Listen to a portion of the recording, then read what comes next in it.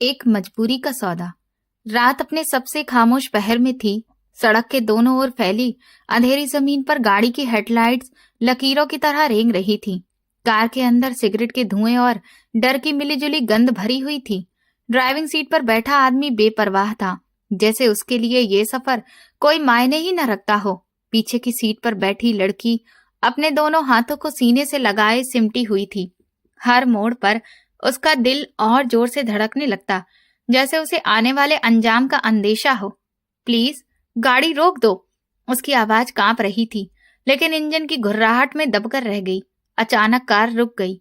दरवाजा खुला और उसे बेरहमी से बाहर खींच लिया गया। छोड़ दो मुझे, मैं तवायफ नहीं हूं, वो पूरी ताकत से चीखी। उसकी आवाज में डर भी था, बेबसी भी और एक अजीब सी बगावत भी। भगवान का वास्ता है, मुझे छोड़ दो। रणवीर सिंह ने उसकी हालत देखकर हंसते हुए उसका बाजू और कसकर पकड़ लिया और घसीटता हुआ गाड़ी से बाहर निकल आया। शहर की रोशनियां बहुत पीछे छूट चुकी थी। अब सामने था उसका आलीशान और फैला हुआ फार्म हाउस, जहां रात की खामोशी में सिर्फ झिंगुरों की आवाज और उस लड़की की सिसकियां गूंज रही थीं। खबरदार, अगर मुंह से एक आवाज भी निकाली तो। रणवीर सिंह की दहाड़ ने सन्नाटे को चीर दिया और लड़की अंदर तक कांप गई। रणवीर सिंह कोई मामूली आदमी नहीं था। वो ठाकुर परिवार का इकलौता चश्मो चिराग था, जिसके नाम की दहशत पूरे गांव में फैली हुई थी। ये बेरहमी और घमंड उसे विरासत में मिला था। उसके पिता और दादा भी उतने ही जालिम थे जितना कि वो खुद था। ये सब कुछ बस कुछ घंटे पहले ही शुरू हुआ था। अपने पिता की हत्या के बाद से उसके अंदर बदले की आग जल रही थी। सुकून तो जैसे उसे कब का छोड़ चुका था। आज वो अपनी बेचैनी और गुस्से की हद पार कर चुका था, तो उसके पुराने नौकर हरिया ने उसे सलाह दी थी, छोटे मालिक, परेशानी और गुस्से को भुलाने का एक ही तरीका है, अपनी बकवास बंद करो और काम की बात करो। रणवीर सिंह ने अपने हाथ में पकड़ा हुआ गिलास मेज पर पटकते हुए कहा, छोटे मालिक, चलिए कोठे पर चलते हैं। एक रात का साथ और आपका सारा गुस्सा पूरी तरह से आप भूल जाएंगे। ये ख्याल रणवीर सिंह को अजीब सा लगा, लेकिन उस वक्त उसे अपने अंदर जल रही आग को ठंडा करने के लिए कुछ भी मंजूर था। उसने अपने दूसरे नौकर को आदेश दिया, चांदनी बाई से कहो कि लड़की ऐसी होनी चाहिए जिस पर आज तक किसी का साया भी न पड़ा हो। इस बात के लिए उसे मुंह मांगी कीमत मिलेगी। हुक्म की तामील होगी, छोटे मालिक। नौकर ने सिर झुकाकर कहा, गाड़ी निकालो। और अब वो यहाँ था, एक ऐसी लड़की के साथ जो खुद को तवायफ मानने से इनकार कर रही थी। रात का अंधेरा और भी गहरा हो चुका था। रणवीर सिंह जब कोठी पर पहुंचा तो वहां का माहौल उसकी ख्वाहिश के बिल्कुल मुताबिक था। खूबसूरत रोशनियां जल रही थी। हंसी मजाक, मजीरों की झनकार और तबले की थाप में एक अजीब सा शोर पैदा हो रहा था। उसने जिंदगी में कभी ऐसी जगह का रुख नहीं किया था। वो औरत की इज्जत नहीं करता था, बल्कि उसे हमेशा अपनी मिल्कियत समझता था। लेकिन यह भी सच था कि उसने कभी किसी की इज्जत पर खुद से हाथ नहीं डाला था। आज वो अपनी सारी हदें पार करने आया था, सिर्फ उस सुकून की तलाश में जो उसके पिता की मौत ने उससे छीन लिया था। कोठी की मालकिन चांदनी बाई उसे देखते ही उठ खड़ी हुई। उसकी आंखों में लालच और डर की चमक एक साथ नजर आ रही थी। अरे, आज तो छोटे मालिक हमारे गरीब खाने पर आए हैं। मैं चाहती हूं कि उनकी ऐसी खातिरदारी हो कि यहां से खुश होकर जाएं। रणवीर सिंह ने हाथ के इशारे से उसे चुप करवा दिया। मेरी शर्त पूरी करो, खुश करने की कोशिश मत करो। उसकी आवाज में ठंडापन था। चांदनी बाई ये सुनते ही थोड़ा हिचकिचाए, लेकिन छोटे मालिक, जैसी डिमांड आपकी है उसके लिए हम मुंह मांगी कीमत लेते हैं। मैं कोई भी कीमत देने के लिए ही यहाँ आया हूं। रणवीर सिंह ने अपनी जेब से नोटों की एक मोटी गड्डी निकालकर मेज पर फेंक दी। लड़की दिखाओ। दूसरी तरफ एक छोटे से कमरे में गौरी फर्श पर बैठी बुरी तरह से रो रही थी। उसके खूबसूरत चेहरे पर नीले निशान उभरे हुए थे, जो चांदनी बाई की मार का नतीजा थे। मैं ऐसा कोई गलत काम नहीं करूंगी, मैं इतनी गिरी हुई नहीं हूं, वो कोशिश के बीच में बोली। चांदनी बाई ने कुछ देर पहले ही उसका सिर पकड़कर मेज के कोने से जोर से मारा था। तभी एक और लड़की अंदर दाखिल हुई। उसकी आंखों में ना कोई हमदर्दी थी और ना ही कोई दया। चल उठ, तैयार हो जा, तेरी बहुत ऊंची बोली लगने वाली है। नहीं लगवानी मुझे कोई बोली, मुझे यहाँ से जाने दो, भगवान के लिए मुझे जाने दो। गौरी ने उसके पैर पकड़ने की कोशिश की। मेरा भाई जिंदगी और मौत की जंग लड़ रहा है, वो अस्पताल में है। वाह, बड़ी नखरे वाली बन रही है तू। उस लड़की ने उसके बालों को बेरहमी से पकड़कर खींचा। तुझे कोई यहाँ जबरदस्ती लेकर नहीं आया है। तेरा बाप, तेरा सगा बाप ही खुशी खुशी तुझे यहाँ छोड़ कर गया है। चल, अब जल्दी से उठ जा, तेरी कीमत अदा की जा चुकी है। अब चांदनी बाई तुझसे दुगने पैसे कमाएगी। ये सुनते ही गौरी के वजूद में जैसे जलजला सा आ गया। मेरा बाप? उसे यकीन ही नहीं हुआ। उसका सारा वजूद टूटकर बिखर गया। थोड़ी देर बाद उसे खींचा तानी करके तैयार करवाया गया और रणवीर सिंह के सामने लाया गया। रणवीर सिंह, जो बेसब्री से इंतजार कर रहा था, उसकी नजर सबसे पहले उसके चेहरे पर पड़े नीले निशानों पर गई। वो बुरी तरह से रो रही थी और उसके हाथ डर के मारे कांप रहे थे, लेकिन उसके आंसुओं में बेबसी के साथ साथ एक अजीब सी बगावत भी छुपी हुई थी। उसकी आंखों से एक मासूम सी रोशनी झलक रही थी, ऐसी रोशनी जो इस गुनाह की दुनिया से बिल्कुल अनजान थी। रणवीर सिंह जैसा पत्थर दिल इंसान भी न जाने क्यों एक पल के लिए उसे देखकर थोड़ा नरम पड़ गया। उसके अंदर जैसे कुछ टूट गया था। ये वो चीज नहीं थी जिसकी उसे तलाश थी। ये कोई खिलौना नहीं थी, बल्कि एक जीती जागती मासूम आत्मा थी जिसे कुचला जा रहा था। रणवीर सिंह के अंदर उठने वाला वो नरम एहसास सिर्फ एक लम्हे के लिए ही था। उसने तुरंत खुद को संभाल लिया और अपने चेहरे पर दोबारा वही बेरहम ठंडापन ले आया। उसने टेबल पर पड़ी हुई रकम चांदनी बाई की तरफ सरकाई। ये लो, अपनी मुंह मांगी कीमत, और लड़की को गाड़ी में बिठा दो। 3 दिन ये मेरे साथ ही रहेगी, फिर मैं इसे वापस छोड़ जाऊंगा। उसका लहजा बेहद सख्त था। उसने चांदनी बाई की तरफ उंगली उठाकर बात पक्की की। और अब किसी भी तरह की कोई बहस मत करना मेरे साथ। कैद, डर और पहली बगावत। चांदनी बाई ने झुककर नोटों की गड्डी उठाई। उसकी आंखें उस वक्त लालच से चमक रही थीं। अरे नहीं छोटे मालिक, आप खुश होकर जाइए। ये लड़की तो अब आपकी है। जब तक चाहे तब तक रखिए, मुझे कोई भी ऐतराज नहीं है। चांदनी बाई की ये बात सुनकर गौरी की बची हुई हिम्मत भी जवाब दे गई। वो चिल्लाने लगी, मैं नहीं जाऊंगी। मैंने कहा ना कि मैं ऐसी वैसी लड़की नहीं हूँ। मैं तुम लोगों जैसी नहीं हूँ। भगवान के लिए मुझ पर रहम करो। उसका चिल्लाना कोठी के शोर में दब गया। रणवीर सिंह ने उसकी तरफ देखे बिना तेजी से बाहर कदम बढ़ा दिए और वहां से निकल गया। उसके इशारे पर 2 नौकरों ने गौरी को जबरदस्ती उठाया और उसे घसीटते हुए बाहर ले गए। गाड़ी रणवीर सिंह के फार्म हाउस पर जाकर रुकी। ड्राइवर ने तुरंत बाहर निकलकर पिछला दरवाजा खोला। लड़की को अंदर लेकर आओ, रणवीर सिंह ने आदेश दिया। लेकिन गौरी गाड़ी से निकलने के लिए तैयार ही नहीं थी। वो सीट को मजबूती से पकड़े हुए थी और लगातार इनकार में सिर हिला रही थी। उसकी ये हरकत रणवीर सिंह के गुस्से को और ज्यादा भड़का गई। वो जो एक लम्हे के लिए नरम पड़ा था, अब दोबारा वही बेरहम रणवीर सिंह बन चुका था। वो गुस्से से आग बबूला होते हुए आगे बढ़ा और गौरी का बाजू पकड़कर इतनी जोर से खींचा कि वो चिल्लाती हुई गाड़ी से बाहर आकर गिर पड़ी। वो उसे घसीटता हुआ अंदर ले गया और सीधा बेडरूम में ले जाकर बेड पर पटक दिया। कमरे की खामोशी में सिर्फ गौरी की सिसकियां और रणवीर सिंह की भारी सांसों की आवाज सुनाई दे रही थी। गौरी ने हिम्मत जुटाई। उसकी आंखों में आंसू भर आए, लेकिन अब डर की जगह गुस्से ने ले ली थी।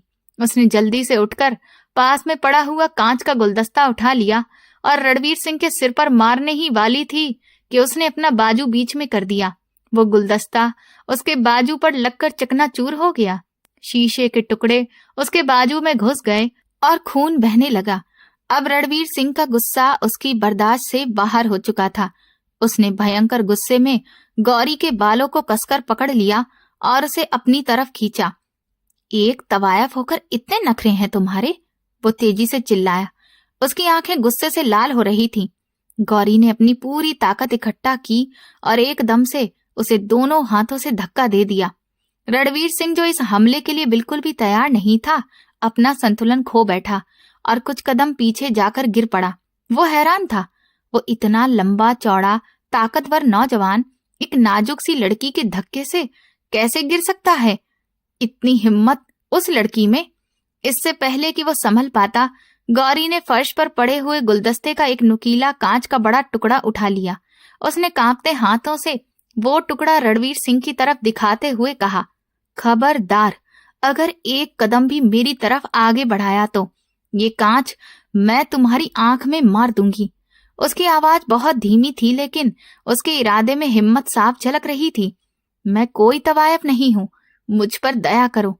मैं एक शरीफ और इज्जतदार लड़की हूं। ये वो आखिरी बात थी जिसने पहली बार रणवीर सिंह के पत्थर जैसे दिल को हिलाकर रख दिया। वो लड़की जो कांपते हाथों से कांच का टुकड़ा पकड़े, आंखों में आंसू लिए उसके सामने खड़ी विरोध कर रही थी।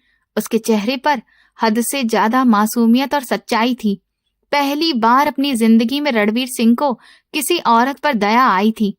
आज वो रणवीर सिंह, जो गुरूर और ताकत की आखिरी हदों को छू चुका था, एक कमजोर लड़की के सामने खुद को बेबस महसूस कर रहा था। उसके पास ताकत थी, वो उसे एक पल में ही दबा सकता था, लेकिन उस लड़की की आंखों में मौजूद सच्चाई ने उसके हाथ बांध दिए थे। वो खामोशी से पीछे हटा और फिर उठकर तेजी से कमरे से बाहर निकल गया। वो जैसे ही बाहर निकला, गौरी ने जल्दी से भागकर दरवाजा अंदर से बंद कर लिया और उसी दरवाजे के सहारे टेक लगाकर फर्श पर बैठ गई। उसके सबर का बांध जब टूट गया तो वो और ज्यादा फूट फूट कर रोने लगी। पापा, यह आपने क्या किया? वो खुद से ही कह रही थी। आपने अपने बेटे को बचाने के लिए अपनी बेटी की जिंदगी ही दांव पर लगा दी। मेरी इज्जत एक मिनट में बर्बाद कर दी। आप कैसे बाप हैं? मुझे आपसे नफरत होने लगी है। आपने मेरे साथ ऐसा क्यों किया? दरवाजे के बाहर खड़ा रणवीर सिंह ये सब सुन रहा था। हर एक शब्द उसके कानों से होकर उसके दिल में उतर रहा था। इसका मतलब ये था कि ये लड़की अपनी खुशी से कोठी पर नहीं आई थी, बल्कि उसे जबरदस्ती लाया गया था। उसके अपने सगे बाप ने ही उसे बेच दिया था। ये सोचकर उसके दिमाग में जैसे हथौड़े बरसने लगे। वो जो सुकून की तलाश में निकला था, एक नए तूफान में फंस गया था। वो धीरे धीरे कदम उठाता हुआ बाहर लॉन में गया और एक कुर्सी पर बैठ गया। उसके दिमाग में सिर्फ उस लड़की के आंसू और उसके शब्द गूंज रहे थे। बाहर लॉन में रात की गहराई बढ़ रही थी, लेकिन रणवीर सिंह को इसका एहसास तक नहीं था। वो उसी कुर्सी पर बिल्कुल सीधा बैठा था और उसके कानों में वही शब्द गूंजते जा रहे थे। आप कैसे बाप हैं? मुझे आपसे नफरत होने लगी है। उसके अपने बाप की तस्वीर उसकी आंखों के सामने घूम गई। एक ऐसा बाप जिसके लिए इज्जत और घमंड हर रिश्ते से बढ़कर था। क्या वाकई एक बाप अपनी बेटी की इज्जत का सौदा कर सकता है? ये ख्याल उसके वजूद को झकझोर रहा था। अंदर गौरी दरवाजे से लगी अपने घुटनों में सिर रख के रो रही थी। उसका वजूद टूट चुका था। एक पिता का दिया हुआ जख्म किसी भी दूसरे जख्म से कहीं ज्यादा गहरा होता है। कुछ देर बाद फार्म हाउस की एक पुरानी नौकरानी भूरी डरते डरते रणवीर सिंह के पास आई। उसके हाथ में एक खूबसूरत महंगा रेशमी ड्रेस था। छोटे मालिक, वो जो आपने अपने मेहमान के लिए पोशाक मंगवाई थी, वो आ गई है। रणवीर सिंह ने एक नजर उस ड्रेस पर डाली। ये उसने कुछ घंटे पहले मंगवाई थी, जब उसके इरादे कुछ और ही थे, जब वो उस लड़की को सिर्फ एक खिलौना समझ रहा था।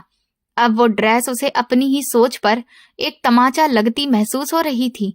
उसकी नजर अपने बाजू पर गई, जहां से अभी भी खून बह रहा था। गुलदस्ते के शीशे से लगा वो जख्म उस लड़की की बगावत की निशानी बन चुका था। पत्थर दिल के भीतर की हलचल। इसे वापस लेकर जाओ। उसकी आवाज में अजीब सी थकावट थी। भूरी हैरान रह गई। ऐसा करो, रणवीर सिंह ने उठते हुए कहा। कमरे में फर्स्ट एड बॉक्स होगा। उस लड़की के चेहरे पर काफी जख्म है। जाकर उसकी मरहम पट्टी कर दो और उसके लिए खाना भी लेकर जाओ। उसने शायद सुबह से कुछ भी नहीं खाया होगा। ये सुनकर भूरी को लगा जैसे उसके कान बज रहे हों। क्या उसने बिल्कुल सही सुना था? रणवीर और रहम, ये दो शब्द एक साथ उसने अपनी पूरी जिंदगी में कभी नहीं सुने थे। वो जो मामूली सी गलती पर भी नौकरों की खाल उधेड़ देता था, वो एक कोठे से लाई गई लड़की के जख्मों की फिक्र कर रहा था। ये उसके लिए किसी चमत्कार से कम नहीं था। वो बिना कुछ कहे सिर झुकाकर अंदर की तरफ चली गई। उसका दिल डर और हैरत से तेज धड़क रहा था। भूरी जब कमरे के दरवाजे पर पहुंची तो उसने धीरे से दस्तक दी। कौन है? अंदर से गौरी की डरी सहमी आवाज आई। बेटी, मैं हूं, भूरी। दरवाजा खोलो। नहीं, मैं दरवाजा नहीं खोलूंगी। चली जाओ तुम यहां से। उसकी आवाज में भयंकर डर झलक रहा था। भूरी ने नरमी से उसे तसल्ली दी। डरो मत बेटी, छोटे मालिक ने कहा है कि तुम्हें कोई नुकसान नहीं पहुंचाया जाएगा। मैं तो तुम्हारे जख्मों पर दवा लगाने और तुम्हें खाना देने आई हूँ। भगवान का वास्ता है, दरवाजा खोलो। गौरी को उस वक्त नौकरानी की आवाज में उम्मीद की एक किरण नजर आई। उसे लगा जैसे इस अंधेरे कैद खाने में ये औरत रोशनी बनकर आई है, जिसके सहारे शायद वह यहाँ से बाहर निकल सके। उसने कांपते हाथों से दरवाजे की कुंडी खोली। भूरी अंदर दाखिल हुई। उसने गौरी के चेहरे और उसकी घबराई हुई आंखों को देखा तो उसका दिल भर आया। वो खामोशी से आगे बढ़ी। रुई को दवा में डुबोकर बहुत ही नरमी से उसके जख्मों पर मरहम लगाने लगी। गौरी तकलीफ से सिसक पड़ी, लेकिन उसने कुछ नहीं कहा। मरहम पट्टी करने के बाद भूरी ने खाने की ट्रे उसके सामने रखी। तुम ये खाना खा लो, भूरी ने हमदर्दी से कहा। तुम बहुत खुशकिस्मत हो, छोटे मालिक ने जिंदगी में पहली बार किसी पर दया दिखाई है। गौरी ने हल्की सी मुस्कान के साथ कहा, कब तक दिखाएगा तुम्हारा छोटा मालिक मुझ पर दया? ये बात मैं भी अच्छे से जानती हूँ और तुम भी। उसने मेरी कीमत चुकाई है। उसकी आंखों में आंसू भर आए। उसने प्रार्थना भरी नजरों से भूरी की तरफ देखा। आप मेरी मदद कर दीजिए, मुझे यहाँ से निकाल दीजिए। मैं आपका यह एहसान जिंदगी भर नहीं भूलूंगी। ये सुनते ही भूरी के चेहरे का रंग उड़ गया। उसने घबराई हुई नजरों से चारों तरफ देखा और फिर धीरे से बोली, नहीं बेटी, ये गुनाह मुझसे मत करवाओ। छोटे मालिक मुझे जिंदा ही जमीन में गाड़ देंगे। तुम नहीं जानती, छोटे मालिक का गुस्सा आसमान तक को जला देता है। ये कहकर वो तेजी से उठी और कमरे से बाहर निकल गई, जैसे उसने कोई भूत देख लिया हो। गौरी की आखिरी उम्मीद भी अब दम तोड़ चुकी थी। वो पूरी तरह कैद थी, एक ऐसे इंसान के रहमो करम पर जिसकी बेरहमी के किस्से हर तरफ मशहूर थे। उसने बेबसी से खाने की ट्रे की तरफ देखा और रोते हुए एक निवाला तोड़कर मुंह में रख लिया।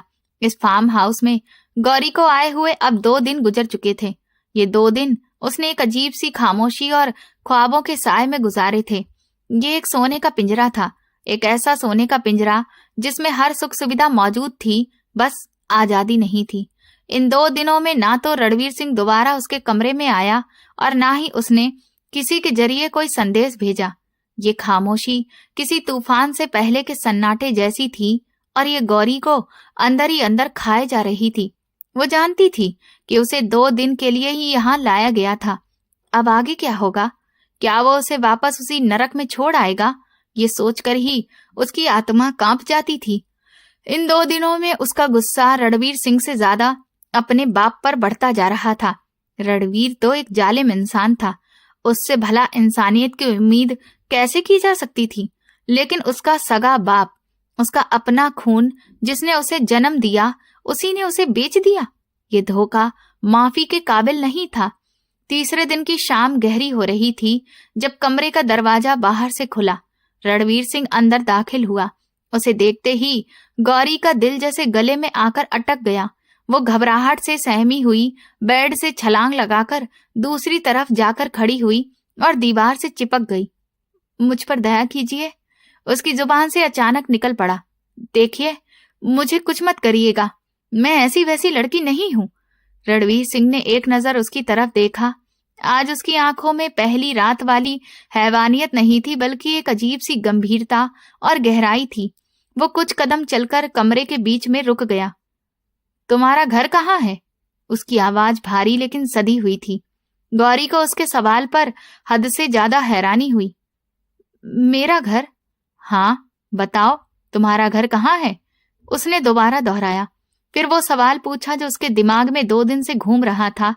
और तुम्हारे बाप ने तुम्हें इस तरह क्यों बेच दिया? इस सवाल ने गौरी के जख्मों को फिर से हरा कर दिया। उसकी आंखों से आंसुओं की धारा बह निकली।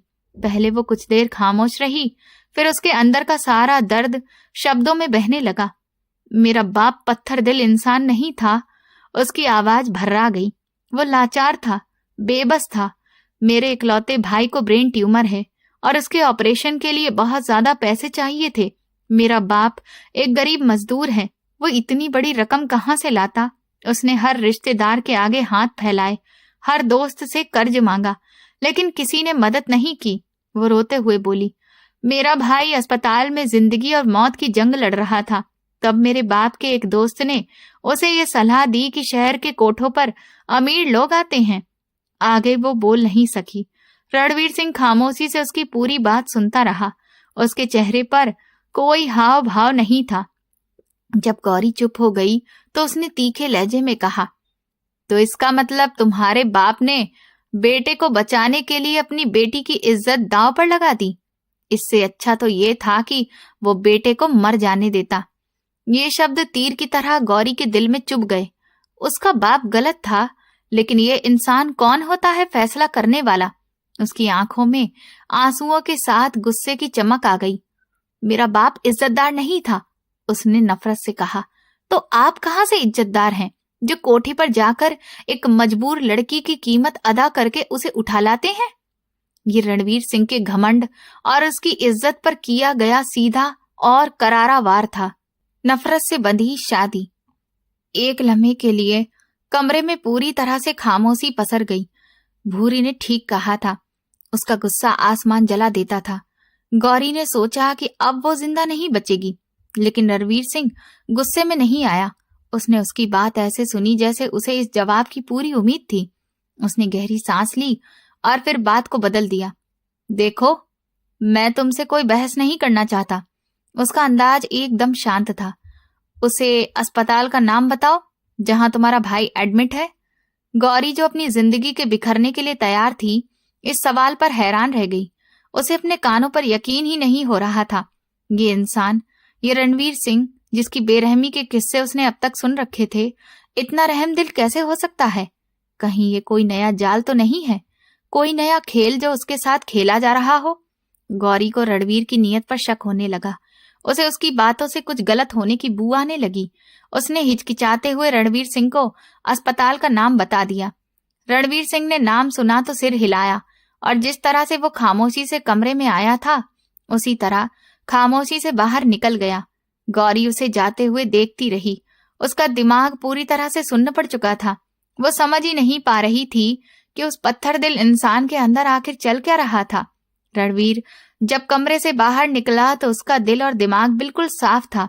वो जानता था कि अब उसे क्या करना है। उसने वहीं गैलरी में खड़े होकर अपने मैनेजर को फोन किया। उसकी आवाज में वही पुराना रौब और हुक्म था, लेकिन इस बार उसका मकसद कुछ और था। शहर के सिटी हॉस्पिटल में एक मरीज है। उसने फिर गौरी के भाई का नाम बताया। उसके इलाज के जितने भी बिल हैं, अभी और इसी वक्त मेरी तरफ से सारे पेमेंट्स कर दिए जाएं, और आइंदा भी उसके पूरी तरह ठीक होने तक इलाज का सारा खर्चा मेरी जिम्मेदारी है। मैं 1 मिनट की भी कोई कमी बर्दाश्त नहीं करूंगा। फोन बंद करके उसने तुरंत अपने सबसे काबिल और भरोसेमंद आदमी को फोन मिलाया। तुम चांदनी बाई के कोठे पर जाओ और उसे उतनी ही रकम वापस करो जितनी उसने उस लड़की के बाप को दी थी, और उससे साफ साफ कह देना कि ये मामला अब यहीं खत्म हुआ। आइंदा वो लड़की या उसका परिवार मुझे इस शहर में नजर नहीं आना चाहिए। ये 2 काम करने के बाद उसे ऐसा लगा जैसे उसके सीने से कोई भारी बोझ उतर गया हो। उसने कोई गुनाह नहीं किया था, लेकिन वो उस गुनाह का हिस्सा जरूर बन गया था। अब उसने इस गंदगी को साफ कर दिया था। वो दोबारा गौरी के कमरे की तरफ बढ़ा। दरवाजा खुला ही था। गौरी वहीं फर्श पर बैठी थी, आंखों में उलझन और डर के मिले जुले भाव लिए हुए। उसे दोबारा अपने सामने देखकर वो फिर से सहम गई। रणवीर उससे कुछ दूरी पर रुक गया। चलो, उसने नरमी से कहा, तो मैं तुम्हारे बाप के पास छोड़ देता हूँ। गौरी को अपने कानों पर भरोसा ही नहीं हुआ। ये इंसान उसे उसके घर छोड़ने की बात कर रहा था, उसी घर जहां की दहलीज पर उसकी इज्जत नीलाम हुई थी। उसके दिमाग में हजारों ख्याल उमड़ने लगे। आखिर आप मुझ पर इतना रहम क्यों कर रहे हैं? उसकी जुबान से अचानक निकल पड़ा। उसकी आवाज में शक था। उसके सवाल पर रणवीर के होठों पर एक तीखी मुस्कान उभरी। वो जो कमरे से निकलने ही वाला था, एकदम से पीछे मुड़ा। उसकी आंखों में एक अजीब सी चमक थी, जिसमें गुस्सा भी था और शायद अफसोस भी। क्यों? क्या फिर से कोठे पर जाने का इरादा है? गौरी की आवाज में तंज था। इस बार तुम रणवीर सिंह के हाथ लगी थी, इस बार बच गई। अगली बार कोई और भी हो सकता है। वो एक लम्हे को रुका, फिर बोला, नहीं, मैं नहीं चाहता कि तुम दोबारा से उस दलदल में जाओ। इसीलिए इज्जत के साथ तुम्हें तुम्हारे घर छोड़ना चाहता हूँ। इज्जत? ये शब्द रणवीर सिंह के मुंह से सुनकर गौरी को और भी ज्यादा हैरत हुई। वो इंसान जो औरत की इज्जत को पैरों की जूती समझता था, आज उसी की बात कर रहा था। वो खामोशी से उठकर खड़ी हो गई। उसके पास अब और कोई रास्ता नहीं था। पूरा सफर खामोशी में कटा। गाड़ी शहर की तंग और अंधेरी गलियों की तरफ बढ़ रही थी। फार्म हाउस की शान शौकत और उन गलियों की गरीबी में जमीन आसमान का फर्क था। गौरी खिड़की से बाहर देखती रही। उसका दिल डूब रहा था। वो किस मुंह से अपने घर जाएगी। आखिरकार गाड़ी एक छोटे से पुराने मकान के सामने रुकी। यही गौरी का घर था। रणवीर सिंह गाड़ी से उतरा। गौरी हिम्मत करके बाहर निकली। दरवाजे पर दस्तक होते ही उसकी माँ ने दरवाजा खोला और सामने गौरी को सही सलामत देखकर उनकी जान में जान आ गई। वो रोती हुई उससे लिपट गई। मेरी बच्ची, तुम आ गई। मैं तो मर ही गई थी। लेकिन गौरी एक पत्थर की तरह खड़ी रही। उसने अपनी माँ को खुद से अलग किया। उसकी आंखों में मोहब्बत नहीं, सिर्फ नफरत और दुख था। नहीं हूं मैं आपकी बेटी अम्मा। उसकी आवाज थकी हुई थी। बेटियां इज्जत होती हैं, कोई सौदा नहीं। आप दोनों ने मिलकर मेरी इज्जत बेच दी अपने बेटे को बचाने के लिए। क्या मैं आपकी नजर में इतनी बेकार और गिरी हुई थी? उसकी ये बात सुनकर गौरी का बाप भी बाहर आ गया। उसकी आंखों में शर्मिंदगी और बेबसी थी। वो गौरी के सामने हाथ जोड़कर खड़ा हो गया। मुझे माफ कर दो बेटी, मैं मजबूर था। मजबूर थे आप? गौरी चिल्लाई। आप मजबूर थे या गिरे हुए? एक बाप अपनी बेटी की बोली लगाता है। इससे अच्छा तो आप मुझे पैदा होते ही मार देते। ये कयामत थी जो छोटे से घर पर टूट रही थी। माँ बेटी के पैरों में गिर रही थी और बाप माफी मांग रहा था। गौरी पत्थर बनी खड़ी थी। रणवीर सिंह कुछ दूरी पर खड़ा ये सब देख रहा था। ये सारा मंजर कहीं न कहीं उसी की वजह से पैदा हुआ था। वो लड़की जिसके आंसुओं ने उसके पत्थर दिल को हिला दिया था, अब अपने ही घर में अजनबी बन चुकी थी। वो खामोशी से मुड़ा और अपनी गाड़ी में आकर बैठ गया। जाने से पहले उसने एक बार पीछे मुड़कर देखा। वो लड़की जो पल भर में उसके दिल में उतर आई थी, आंसुओं में डूबी अपने ही परिवार से जंग लड़ रही थी। वो नहीं जानता था कि जिस लड़की को वो एक रात का खेल समझकर लाया था, वही उसकी जिंदगी का सबसे बड़ा इम्तिहान बन जाएगी। अपने फार्म हाउस वापस आने के बाद कई दिन गुजर गए, लेकिन रणवीर सिंह को एक पल भी सुकून नहीं मिला। वो आलीशान हवेली उसे काटने को दौड़ती थी। हर कोना, हर चीज उसे गौरी की याद दिलाती। उसकी वो सहमी हुई आंखें, उसकी बगावत, उसके आंसू और उसके तीखे सवाल। आप कहाँ से इज्जतदार हैं? ये सवाल हथौड़े की तरह उसके दिमाग पर लगता था। उसकी बेचैनी बढ़ती जा रही थी। उसे पहली बार एहसास हो रहा था कि ताकत और दौलत हर सुकून को खरीद नहीं सकती। उसके अंदर एक बदलाव आ रहा था, एक ऐसा बदलाव जिससे वो खुद भी अनजान था। एक दिन उसका मैनेजर एक फाइल लेकर आया। गांव के कुछ गरीब किसानों ने उसकी जमीन से गुजरने वाले पानी पर झगड़ा किया था। पुराना रणवीर सिंह होता तो अब तक उन किसानों को गांव से बेदखल कर चुका होता, लेकिन आज उसने फाइल एक तरफ रख दी और कहा कि उन सबको कल हवेली में बुलाओ, मैं खुद उनकी परेशानियां सुनूंगा। अगले दिन उसने ना सिर्फ उनकी परेशानियां सुनी, बल्कि अपनी जमीन का एक हिस्सा उन्हें पानी के इस्तेमाल के लिए भी दे दिया। ये एक भरोसा ना कर पाने वाली बात थी। गांव वाले भी हैरान थे कि पत्थर दिल आखिर मोम कैसे हो गया।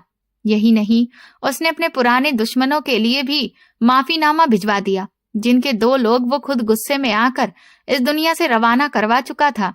वो समझ गया था कि दुश्मनी की बुनियाद उसकी अपनी ही गलतियों पर रखी गई थी। वो अंदर से साफ होना चाहता था, शायद गौरी की नजरों में इज्जतदार बनने के लिए, लेकिन ये सब करके भी उसे चैन नहीं मिल रहा था। उसका दिल बार बार गौरी के उस छोटे से घर की तरफ खिंचता था। आखिरकार एक दिन वो अपनी बेचैनी के हाथों मजबूर होकर गाड़ी निकालकर उसकी गली में पहुंच गया। उसने दरवाजे पर दस्तक दी। दरवाजा गौरी ने ही खोला। उसे अपने सामने देखकर गौरी के चेहरे पर पहले हैरत और फिर गुस्से के भाव उभर आए। आप अब यहाँ क्या करने आए हैं? उसके अंदाज में जहर भरा हुआ था। अपने किए हुए एहसानों का बदला चुकाने आए हैं? ये देखने आए हैं कि आपकी कीमत पर बचाई गई जान कैसी है? उसके शब्द रणवीर सिंह के दिल में तीर की तरह लगे। लेकिन आज वो पुराना रणवीर नहीं था जो अपनी इज्जत पर चोट खाकर भड़क उठता। उसने बहुत ही शांत आवाज में जवाब दिया, मैं बदला चुकाने नहीं आया गौरी। उसकी आवाज में ऐसी मिठास थी जो गौरी ने पहले कभी नहीं सुनी थी। मैं तुम्हें अपनी इज्जत बनाने आया हूं। गौरी को एक पल के लिए लगा कि उसने गलत सुन लिया है। क्या मतलब है तुम्हारा? मैं तुमसे शादी करना चाहता हूं। ये सुनते ही गौरी के पैरों तले से जमीन खिसक गई। वो इंसान जिससे वो हद से ज्यादा नफरत करती थी, जिसने उसकी जिंदगी की सबसे भयानक रात उसे दिखाई थी, वही उससे शादी करना चाहता था। वो गुस्से से हंसने लगी। मैं और तुम? मैं ऐसे इंसान से शादी करूंगी? कभी भी नहीं। तुम एक हद से ज्यादा घमंडी और सख्त दिल इंसान हो। मैं तुमसे नफरत करती हूँ। मेरा दिल अब वैसा नहीं रहा है। गौरी, रणवीर ने विनती की, तुम्हारी मासूमियत और तुम्हारी नफरत ने मुझे बदल दिया है। मुझे सिर्फ एक मौका दे दो। कोई भी मौका नहीं मिलेगा, गौरी ने सख्ती से कहा और दरवाजा बंद करने ही वाली थी कि उसके पिता की आवाज आई। कौन है बेटी? उसका पिता बाहर आया और रणवीर को देखकर इज्जत से सिर झुका लिया। वो जानता था कि उसके बेटे की सांस इसी इंसान की वजह से चल रही थी। रणवीर ने गौरी को नजरअंदाज करते हुए सीधे उसके पिता से बात की। मैं आपकी बेटी गौरी का हाथ मांगने आया हूं। मैं इसे अपनी पत्नी बनाकर अपनी हवेली की इज्जत बनाना चाहता हूं। ये सुनते ही गौरी के पिता की आंखें खुशी और हैरत से फैल गईं। उनके लिए तो ये किसी सपने के पूरे होने जैसा था। उनकी बेटी, जिसकी इज्जत पर सवाल उठ चुके थे, उसे इतने बड़े घर की बहू बनने का मौका मिल रहा था। उन्होंने एक पल की भी देर नहीं लगाई। इससे बड़ी खुशकिस्मती और क्या होगी छोटे मालिक। मुझे ये रिश्ता मंजूर है। गौरी पर तो जैसे बिजली ही गिर पड़ी। वो चिल्लाई, पापा, आप ये क्या कर रहे हैं? मैं इस इंसान से शादी नहीं करूंगी। लेकिन उसके पिता ने उसकी बात अनसुनी कर दी। तुम अंदर जाओ बेटी, बड़ों के मामलों में दखल नहीं देते। गौरी अपनी जगह पर खड़ी रह गई। एक बार फिर उसके पिता ने उसकी जिंदगी का फैसला कर दिया था। वो इंसान जिसे उसने अभी अभी ठुकराया था, अब उसका होने वाला पति बन चुका था। पापा, आप ऐसा नहीं कर सकते। मैं उस आदमी से शादी बिल्कुल भी नहीं करूंगी। गौरी अपने पिता के फैसले पर चिल्ला रही थी। उसका पूरा वजूद इनकार कर रहा था। लेकिन उसके पिता की आंखों में अब प्रार्थना नहीं, बल्कि एक बेहतर भविष्य का सपना और रणवीर सिंह का डर भी था।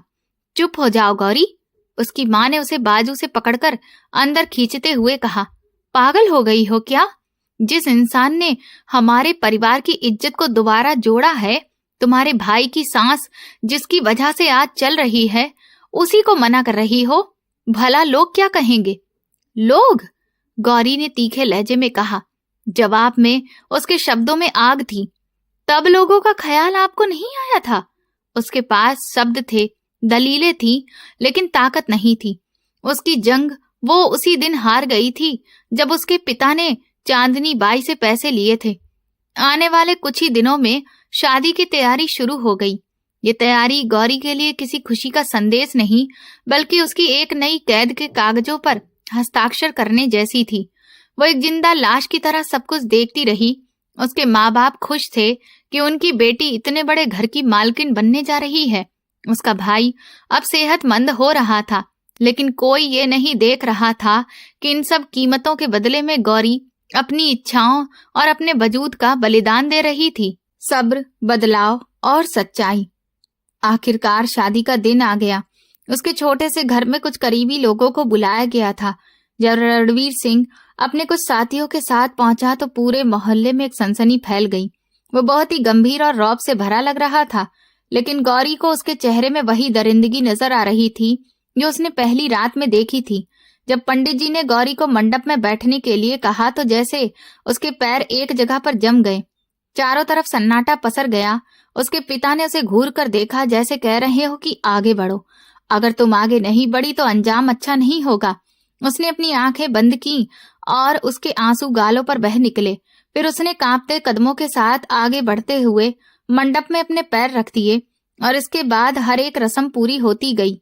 जब उसके साथ फेरे पूरे हुए तो सब तरफ खुशी का माहौल था, लेकिन गौरी अपनी इस हार पर रो रही थी। विदाई का वक्त बहुत ही दर्दनाक था। गुस्से और नफरत के बावजूद अपने घर की दहलीज छोड़ना उसके लिए बेहद तकलीफ दे था। रणवीर सिंह खामोशी से एक तरफ खड़ा सब कुछ देख रहा था। उसने कोई जल्दबाजी नहीं की, कोई आदेश नहीं दिया, बस गौरी को अपना वक्त लेने दिया। जब उसकी गाड़ी दोबारा उस फार्म हाउस के सामने रुकी तो उसका दिल डूब गया। पिछली बार वो यहाँ एक कैदी बनकर आई थी और आज एक पत्नी बनकर, लेकिन उन दोनों एहसासों में कोई फर्क नहीं था। वह आज भी खुद को कैदी ही महसूस कर रही थी। हवेली के सभी नौकर नई मालकिन के स्वागत के लिए एक लाइन में खड़े थे। हर तरफ फूलों की सजावट थी, लेकिन गौरी को उनमें से कोई खुशबू महसूस नहीं हो रही थी। शादी के मुताबिक वो इतने बड़े घर की अकेली मालकिन बन चुकी थी, लेकिन उसे वो खुशी महसूस नहीं हो रही थी जो होनी चाहिए थी। उसे सीधे उसके कमरे में लाया गया। ये वही कमरा, वही बेडरूम था जहां उसे एक दिन लाकर कैद किया गया था। आज उसे दुल्हन के कमरे की तरह सजाया गया था। वो सजी सबरी दुल्हन बनकर उस खूबसूरत बेड पर बैठी थी, जिसके उसने शायद कभी सपने भी देखे होंगे, लेकिन उसने कभी नहीं सोचा था कि ये बेडरूम रणवीर सिंह का होगा, उस इंसान का जिससे वो इतनी नफरत करती थी। कुछ देर बाद रणवीर सिंह कमरे में दाखिल हुआ। गौरी का दिल जोर जोर से धड़कने लगा। वो डर के मारे सिमटकर बेड के कोने की तरफ बढ़ गई। रणवीर उसकी हालत समझ रहा था। वो धीरे से उसके पास आया, लेकिन उससे दूरी बनाए रखी। मुझे पता है गौरी, तुम इस शादी से खुश नहीं हो। उसकी आवाज में पहली रात वाली गरज नहीं बल्कि नरमी थी। मैंने तुमसे शादी इसलिए की है ताकि तुम्हें हमेशा के लिए सुरक्षित कर सकूं, कैद करने के लिए नहीं। वो एक पल के लिए रुका। मैं तुम्हारा पति हूं, लेकिन जब तक तुम मुझे अपने दिल से स्वीकार नहीं करोगी, मैं तुम पर कोई भी अधिकार नहीं जताऊंगा। ये कहकर वो मुड़ा और कमरे से सटे हुए लॉन्ज में पड़े सोफे की तरफ चला गया। तुम आराम से सो जाओ, ये कमरा तुम्हारा है। गौरी हैरत से उसे देखती रह गई। वो इंसान जो उसे अपनी ताकत के दम पर उठाकर लाया था, वो चाहता तो उसके साथ कुछ भी कर सकता था, लेकिन आज शादी के बाद भी वो उसकी मर्जी और इज्जत कर रहा था। ये वो रणवीर सिंह नहीं था जिसे वो जानती थी। उसकी इस अचानक आई मेहरबानी ने गौरी के दिल में नफरत के साथ साथ एक अनजाना सा सवाल भी पैदा कर दिया। अगली सुबह जब गौरी की आंख खुली तो कमरे में कोई भी नहीं था। एक लम्हे के लिए उसे लगा जैसे पिछली रात बस एक सपना थी, लेकिन फिर उसने कमरे की सजावट और अपने हाथों पर लगी मेहंदी को देखा तो उसे यकीन हो गया कि उसकी जिंदगी हमेशा के लिए बदल चुकी है। थोड़ी देर में भूरी नाश्ते की ट्रे लेकर हाजिर हुई। उसके चेहरे पर मुस्कुराहट और आंखों में अपनापन था। छोटी मालकिन, छोटे मालिक ने कहा था कि जब आप उठें तो आपको नाश्ता पहुंचा दिया जाए। ये प्यार और इज्जत गौरी के लिए बिल्कुल नई थी। भूरी ने उसे बताया कि छोटे मालिक सुबह ही हवेली से बाहर अपने कामों के लिए निकल गए हैं। रणवीर को उसका दिल जीतने में कई दिन लगे और इन दिनों में उसने अपने बेपनाह सब्र को साबित किया। वो रोज सुबह गौरी के उठने से पहले चला जाता और रात को उसके सो जाने के बाद वापस आता, ताकि उसे बिल्कुल भी अजीब महसूस ना हो। वो उससे कोई गैर जरूरी बात करने की कोशिश भी नहीं करता, बल्कि उसकी हर जरूरत का ख्याल रखता। एक दिन उसने भूरी के हाथ गौरी के लिए कुछ किताबें भिजवा दी। वो समझ चुका था कि उसे पढ़ने का शौक है। गौरी ने किताबें तो ले ली, लेकिन उसका शक खत्म नहीं हुआ। ये सब उसे एक चाल लग रही थी। कुछ दिनों बाद रणवीर उसे बताए बिना अस्पताल ले गया। गौरी पहले तो डर गई, लेकिन जब वो उसे उसके भाई के कमरे में लेकर गया तो वो हैरान रह गई। उसका भाई पहले से कहीं ज्यादा बेहतर दिख रहा था। उसे बेहतरीन डॉक्टर और सारी सुख सुविधाएं दी जा रही थीं। उसके माँ बाप भी वहीं पर मौजूद थे और उनकी जुबान पर सिर्फ रणवीर की तारीफ थी। बेटी, ये इंसान फरिश्ता है, उसकी माँ ने कहा। इन्होंने न सिर्फ तुम्हारे भाई को नई जिंदगी दी है, बल्कि हमारा सारा कर्ज भी चुका दिया है। उस दिन वापसी में गाड़ी में पूरी तरह से खामोशी रही, लेकिन ये खामोशी तकलीफ दे नहीं थी। गौरी की नफरत की दीवार में पहली बार दरार पड़ चुकी थी। घर पहुंचकर जब वो गाड़ी से उतरने लगी तो उसके मुंह से बस इतना निकला, धन्यवाद। रणवीर सिंह ने मुड़कर उसे देखा और सिर्फ हल्का सा मुस्कुरा दिया। असली बदलाव उस दिन आया जब गौरी रात को पानी पीने के लिए अपने कमरे से बाहर निकली और उसने रणवीर को अपने पिता की बड़ी सी तस्वीर के सामने खड़ा पाया। उसके चेहरे पर गहरा दुख और अकेलापन था। गौरी को पहली बार वो एक जालिम जागीरदार नहीं, बल्कि एक अकेला इंसान लगा। तुम जाग रही हो? रणवीर ने उसे देखकर पूछा। गौरी ने बस सिर हिला दिया। मेरे पापा भी ऐसे ही थे, रणवीर ने तस्वीर को देखते हुए कहा। बहुत सख्त और घमंडी। उन्हें लगता था कि ताकत से सब कुछ खरीदा जा सकता है। मैं भी यही समझता था। उसने गौरी की तरफ देखा। लेकिन जिस दिन तुमने मेरे सामने वो कांच का टुकड़ा उठाया था, उस दिन मुझे पहली बार एहसास हुआ कि असली ताकत इनकार में होती है, सच्चाई में होती है। तुमने मुझे मेरी ही नजरों में गिरा दिया था गौरी। ये एक कबूलनामा था, ऐसे इंसान का कबूलनामा जो कभी अपनी गलती नहीं मानता था। गौरी के दिल पर जमी नफरत की बर्फ पिघलने लगी। उसे एहसास हुआ कि रणवीर ने उसके साथ कभी बुरा नहीं किया था, बल्कि उस रात भी वो उसे बचा ही रहा था। धीरे धीरे उनके बीच खड़ी दीवार गिरने लगी। वो उससे बातें करने लगी, उसके साथ बैठकर खाना खाने लगी। रणवीर की मोहब्बत और सब्र आखिरकार रंग ला रहे थे, नफरत से मोहब्बत तक। एक शाम वो दोनों गार्डन में टहल रहे थे। 2 दिन बाद रिसेप्शन रखा है, रणवीर ने कहा। मैं चाहता हूं कि दुनिया मेरी इज्जत को देखे, उसने गौरी का हाथ पकड़ते हुए कहा। और मेरी इज्जत तुम हो। इस बार गौरी ने अपना हाथ पीछे नहीं खींचा। उसने रणवीर की आंखों में देखा, जहां अब उसके लिए बेपनाह मोहब्बत और इज्जत थी। उसके होठों पर महीनों बाद एक सुकून भरी मुस्कुराहट आई। वो समझ चुकी थी कि उस पत्थर दिल इंसान के सीने में भी एक धड़कता हुआ दिल था, जैसे वो दिल सिर्फ उसी की किस्मत में लिखा था। रिसेप्शन की सुबह हवेली में जश्न का माहौल था। दूर दूर से आए मेहमान, रिश्तेदार और गांव के लोग जमा थे। हर तरफ फूलों की महक और खुशी के रंग बिखरे थे, लेकिन इन सबका केंद्र गौरी थी।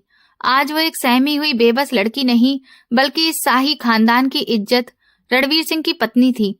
उसे तैयार करने के लिए शहर से बेहतरीन ब्यूटिशियन को बुलाया गया था।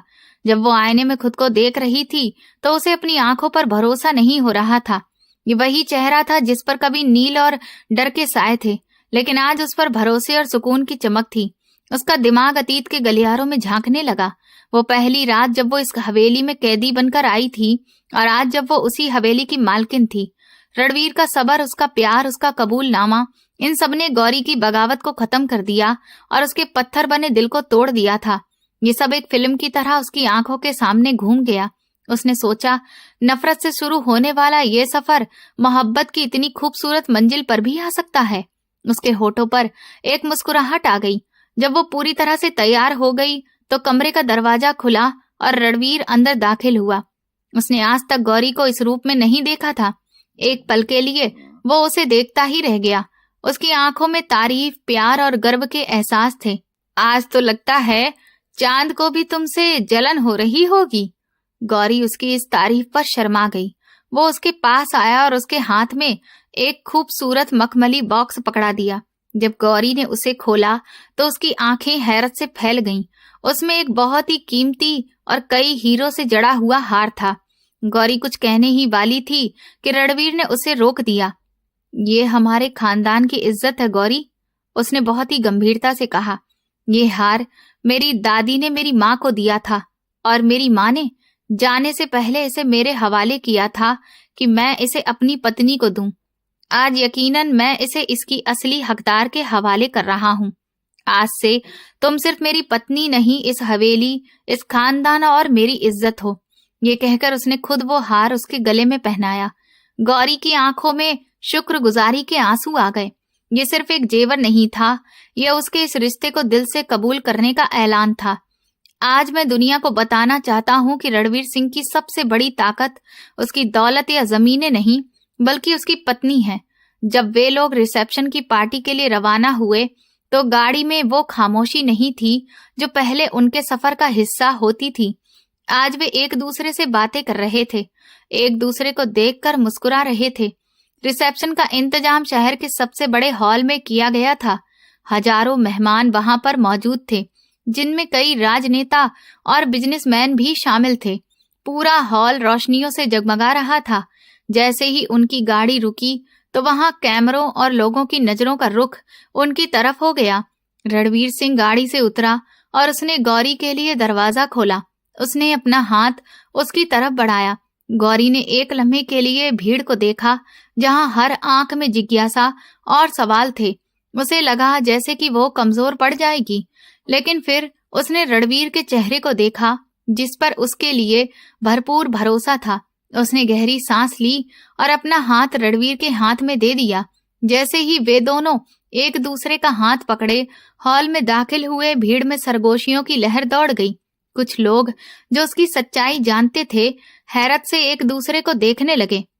ये वही लड़की है ना जिसके लिए रणवीर सिंह ने सब कुछ बदल दिया?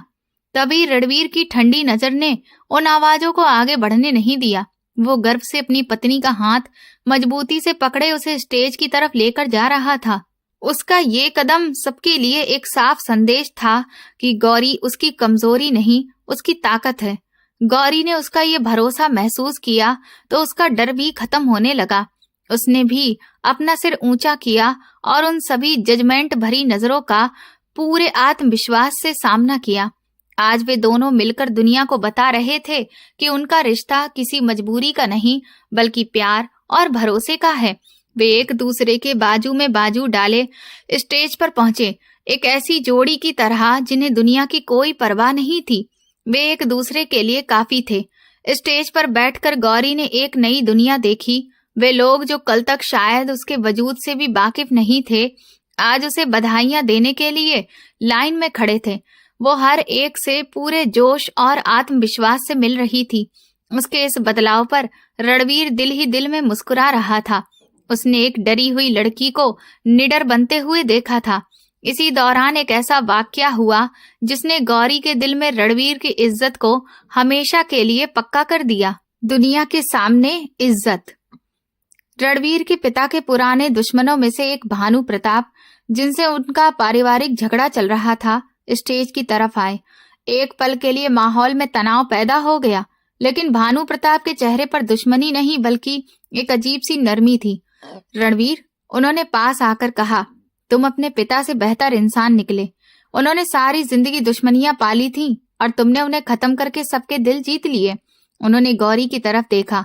बेटी, तुम बहुत खुशकिस्मत हो, तुम्हें ऐसा पति मिला। हमारा आशीर्वाद है कि तुम दोनों हमेशा खुश रहो। अपने पति की तारीफ एक पुराने दुश्मन की जुबान से सुनना गौरी के लिए सिर्फ हैरत की बात नहीं थी बल्कि एक नया अनुभव था। आज उसे सही मायनों में एहसास हुआ कि रणवीर सिर्फ उसके लिए नहीं बल्कि सबके लिए बदल चुका था। उसने स्टेज से नीचे देखा जहां कुर्सियों पर उसके माँ बाप और भाई बैठे थे। उनके चेहरे पर गर्व और खुशी की ऐसी चमक थी जो उसने पहले कभी नहीं देखी थी। रणवीर ने उसकी नजरों को देखा और नरमी से उसका हाथ पकड़ते हुए बोला, वो तुम्हारा परिवार है गौरी, और आज से मेरा भी। ये वो पल था जब गौरी के दिमाग में सब कुछ साफ हो गया। उसने रणवीर के चेहरे की तरफ देखा जो मेहमानों से बातें कर रहे थे। उसकी पर्सनैलिटी में घमंड नहीं बल्कि ठहराव और आत्मविश्वास था। गौरी को शिद्दत से एहसास हुआ कि रणवीर के अंदर एक नरम दिल इंसान बसता था जिसे उसने आज पहचाना था। वो जालिम नहीं था, वो घमंडी नहीं था। उसने कभी उसके साथ बुरा नहीं किया था। उस रात अगर रणवीर उसे वहां से ना निकालता तो ना जाने उसकी क्या हालत होती। वो तो उसका रखवाला था। असली मुजरिम तो उसके हालात, उसकी गरीबी और उसके पिता की मजबूरी थी। रणवीर ने तो उसे दलदल से निकाला था। ये सोचकर उसकी आंखों में आंसू आ गए। रणवीर ने परेशान होकर उसकी तरफ देखा। क्या हुआ? तुम रो क्यों रही हो गौरी? गौरी ने आंसुओं के बीच मुस्कुराते हुए कहा, मैंने आपको समझने में बहुत देर कर दी। रणवीर उसकी आंखों में प्यार और सच्चाई देख सकता था। उसने हजारों लोगों के सामने उसका हाथ पकड़कर कहा कि तुमने मुझे खुद को समझने का मौका दिया है। कई महीने गुजर गए। हवेली की हवा पूरी तरह से बदल चुकी थी। वहां अब डर और सन्नाटे का नहीं बल्कि प्यार, हंसी और खुशहाली का राज था। एक शाम गौरी गार्डन में बैठी किताब पढ़ रही थी जब रणवीर उसके पास आकर बैठ गया। क्या सोच रही हो? उसने पूछा। गौरी ने किताब बंद की और अपना सिर उसके कंधे पर रख दिया। यही सोच रही थी कि जिस कहानी की शुरुआत इतनी नफरत और डर से हुई थी उसका अंजाम इतना खूबसूरत भी हो सकता है। रणवीर मुस्कुराया। कहानी की शुरुआत एक पत्थर दिल से हुई थी गौरी, जिसे पिघलाने का हुनर सिर्फ तुम्हारे पास था। उनकी मोहब्बत यूं ही परवान चढ़ती रही। रणवीर ने साबित कर दिया कि इंसान अगर चाहे तो बदल सकता है, और गौरी ने साबित कर दिया कि सच्ची मोहब्बत पत्थर को भी मोम कर सकती है। वे दोनों एक दूसरे के साथ हंसी खुशी जिंदगी गुजारने लगे, एक ऐसी मोहब्बत की दास्तान लिखते हुए जो नफरत की राख से पैदा हुई थी। तो दोस्तों, अगर आपको ये कहानी पसंद आई है तो कमेंट करके जरूर बताएं। वीडियो को लाइक करें, हाइप दें और ज्यादा से ज्यादा शेयर करें। चैनल पर नए हैं तो सब्सक्राइब करें और नोटिफिकेशन बेल दबाएं ताकि अगली अपडेट सबसे पहले आपको मिले। ये कहानी पूरी तरह से काल्पनिक है। इसमें दिखाए गए सभी पात्र, घटनाएं और परिस्थितियां वास्तविक जीवन से कोई भी संबंध नहीं रखती हैं। कहानी का उद्देश्य किसी की भावनाओं को ठेस पहुंचाना या किसी वर्ग, समाज या व्यक्ति को बदनाम करना नहीं है। ये सिर्फ मनोरंजन के लिए प्रस्तुत की गई है। धन्यवाद।